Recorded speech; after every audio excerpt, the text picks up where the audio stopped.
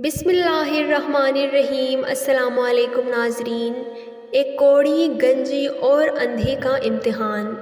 نبی کریم صلی اللہ علیہ وآلہ وسلم نے فرمایا کہ بنی اسرائیل میں 3 آدمی تھے، ایک کوڑی، دوسرا گنجا اور تیسرا اندھا تھا۔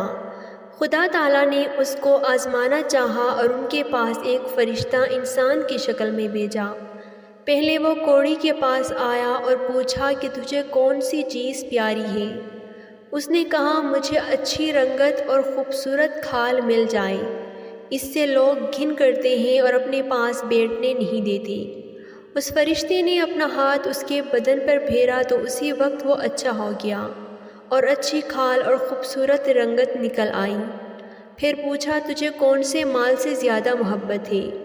اس نے کہا اونٹ سے۔ بس اس نے ایک گابن اونٹنی اس کو دے دی اور کہا اللہ اس میں برکت دے۔ اس کے بعد وہ فرشتہ گنجے کے پاس آیا اور پوچھا تجھ کو کون سی چیز پیاری ہے؟ اس نے کہا میرے بال اچھے نکل آئے اور یہ بلا مجھ سے جاتی رہے جس سے لوگ نفرت کرتے ہیں۔ فرشتے نے اپنا ہاتھ اس کے سر پر پھیر دیا، وہ فوراً اچھا ہو گیا اور اچھے بال نکل آئے۔ پھر پوچھا کہ تجھ کو کون سا مال پسند ہے؟ کہا گائے۔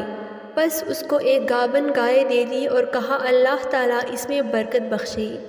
اس کے بعد پھر اندھے کے پاس آیا اور پوچھا تجھ کو کیا چیز چاہیے؟ اس اندھے نے کہا کہ اللہ تعالیٰ میری نگاہ درست کر دے کہ سب آدمیوں کو دیکھوں۔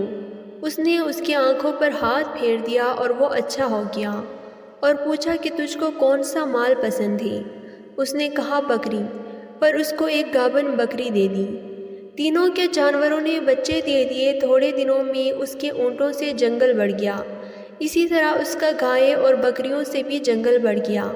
پھر وہ فرشتہ خدا کے حکم سے پہلی صورت میں کوڑی کے پاس آیا اور کہا کہ میں ایک مسکین آدمی ہوں، میرے سفر کا سارا سامان ختم ہو گیا ہے اور منزل مقصود تک پہنچنے کا کوئی سلسلہ نہیں سوائے خدا کے اور تیرے۔ میں اس اللہ کے نام سے جس نے تجھ کو اچھی رنگت اور عمدہ کھال عنایت فرمائی، میں تجھ سے ایک اونٹ مانگتا ہوں کہ اس پر سوار ہو کر اپنے گھر پہنچ جاؤں۔ اس کوڑی نے کہا یہاں سے چلا جا، مجھے بہت سے حقوق ادا کرنے ہیں، تجھے دینے کی اس میں گنجائش نہیں۔ فرشتے نے کہا کہ شاید تجھ کو میں جانتا ہوں کہ تو ایک کوڑی ہی تھا، کہ لوگ تجھ سے گن و نفرت فرماتے تھے، اور کیا تم مفلوج نہ تھا، پھر تجھ کو خدا نے اس قدر مال عنایت فرمایا۔ اس کوڑی نے کہا واہ کیا خوب، یہ مال تو میری کئی پشتوں سے باپ دادا کے وقت سے چلا آ رہا ہے۔ فرشتے نے کہا اگر تو جھوٹا ہے تو خدا تجھ کو ویسا ہی کر دے جیسا کہ پہلے تھا۔ اس کے بعد دوسرے شخص یعنی گنجے کے پاس آیا اور اسی طرح اس سے بھی سوال کیا، اس نے بھی ویسے ہی جواب دیا۔ فرشتے نے کہا اگر تو جھوٹا ہے تو خدا تجھ کو ویسا ہی کر دے جیسا تو پہلے تھا۔ اس کے بعد پھر اندھے کے پاس گیا اور کہا کہ میں مسافر ہوں اور میرے پاس سامان نہیں ہے، آج خدا کے اور پھر تیرے کوئی میرا وسیلہ نہیں ہے۔ میں اس کے نام پر جس نے دوبارہ تجھ کو نگاہ بخشی، میں تجھ سے ایک بکری مانگتا ہوں کہ اس سے اپنی کارروائی کر کے سفر پورا کروں۔ اس نے کہا بے شک میں اندھا تھا، خدا تعالیٰ نے محض اپنی رحمت سے مجھ کو نگاہ بخشی۔ جتنا تیرا دل چاہے لے جا اور جتنا چاہے چھوڑ جا، خدا کی قسم میں کسی چیز سے تجھ کو نہیں روکوں گا۔ فرشتے نے کہا کہ تو اپنا مال اپنے پاس رکھ لی، مجھے کچھ بھی نہیں چاہیے، فقط تم تینوں کی آزمائش مقصود تھی، سو وہ پوری ہو گئی۔ خدا تجھ سے راضی ہو اور ان دونوں سے ناراض ہو۔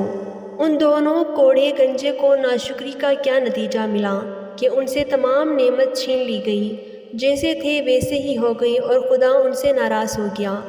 دنیا اور آخرت میں دونوں نامراد ہوئے۔ اس اندھے کو شکر خداوندی کی وجہ سے کیا عوض ملا کہ اس کے مال میں مزید اضافہ ہو گیا، خدا اس سے راضی ہوا اور دنیا و آخرت دونوں میں کامیاب ہوا۔ صحیح حدیث میں ہے کہ جو شخص ایک کھجور بھی صدقے میں دے لیکن ہو حلال طور سے کمائی کی ہوئی تو اسے اللہ رحمان و رحیم اپنے دائیں ہاتھ میں لیتا ہے اور اس طرح پالتا اور بڑھاتا ہے جس طرح تم میں سے کوئی اپنے گھوڑے یا اونٹ کے بچے کی پرورش کرتا ہے، یہاں تک کہ وہی ایک کھجور احد پہاڑ سے بھی بڑی ہو جاتی ہے۔ اللہ تعالیٰ ہی خالق و رازق ہے۔ انسان اپنی ماں کے پیٹ سے ننگا، بے علم، بے کان، بے آنکھ اور بے طاقت نکلتا ہے۔ پھر خدا تعالیٰ اسے سب چیزیں عطا فرماتا ہے، مال بھی، ملکیت بھی، کمائی بھی، تجارت بھی، عرض بے شمار نعمتیں عطا فرماتا ہے۔ دو صحابیوں کا بیان ہے کہ حضور صلی اللہ علیہ وآلہ وسلم کی خدمت میں حاضر ہوئے۔ اس وقت آپ صلی اللہ علیہ وآلہ وسلم کسی کام میں مشغول تھے۔ ہم نے بھی آپ صلی اللہ علیہ وآلہ وسلم کا ہاتھ بٹایا۔ آپ صلی اللہ علیہ وسلم نے فرمایا، دیکھو سر ہلنے لگے تب تک بھی روزی سے کوئی محروم نہیں رہتا۔ انسان ننگا بھوکا دنیا میں آتا ہے، ایک جھلکا بھی اس کے بدن پر نہیں ہوتا، پھر رب تعالیٰ ہی اسے روزیاں دیتا ہے۔ وہ اس حیات کے بعد تمہیں مار ڈالے گا، پھر قیامت کے دن زندہ کرے گا۔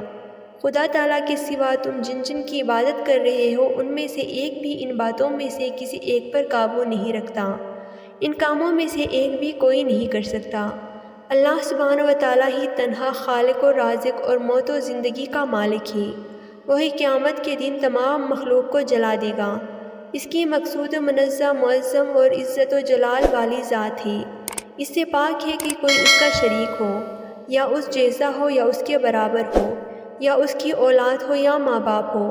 وہ احد ہے، وہ صمد ہے، وہ ماں باپ اور اولاد سے پاک ہے، اس کی کفو کا کوئی نہیں۔ اللہ تعالیٰ ہمیں ان باتوں پر عمل کرنے کی اور ہمیشہ نیک اعمال کی توفیق دے، آمین۔